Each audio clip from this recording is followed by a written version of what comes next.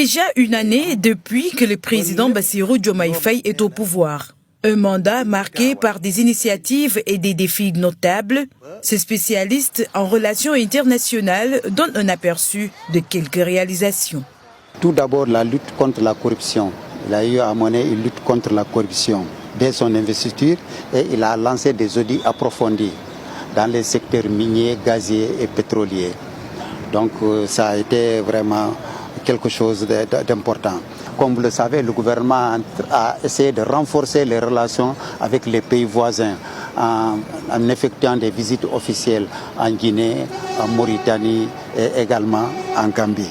Au plan de la réforme, des réformes institutionnelles, le gouvernement a dissous l'Assemblée nationale et a organisé des élections au mois de novembre. Pour ce journaliste à la retraite, l'espoir est permis.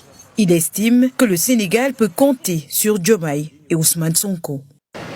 Qui est là. Monsieur le Président est bien sage, correct, respectueux.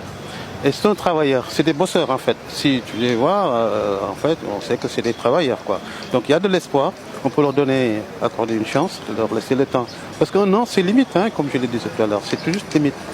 L'un des actuelles autorités a également été caractérisé par une volonté de transformation et de réforme, surtout face aux réalités socio-économiques auxquelles le pays fait face.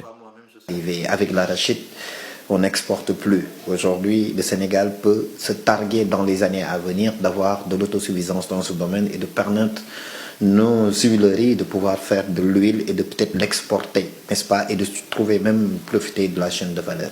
C'est pas que ça.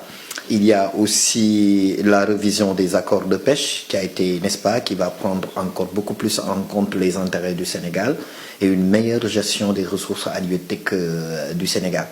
Il y a aussi, si vous voyez un peu, l'audit des finances publiques qu'on a vu, n'est-ce pas, parce que ça a permis d'éclairer la situation du Sénégal.